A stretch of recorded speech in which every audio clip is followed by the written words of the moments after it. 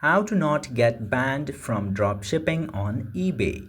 Now, if you don't want to get banned from eBay, you should have a better understanding of what eBay allows in their platform and what it does not. In order to know that, simply go to your browser and search for eBay community guidelines. Then this first link from the eBay community will appear which says community guidelines. Simply open it in order to know all of the rules which you should follow in eBay, and after reading through the rules you will have a better understanding of their policies, and if you follow the community guidelines without violating it, you will be safe and you will not get banned from Quora. In general, you should not do any hateful things in there or spammy things, or you should not exploit the sexual material in the eBay, and you will be safe for the most parts. So be sure to follow the community guidelines of eBay and your dropshipping on eBay will be alright.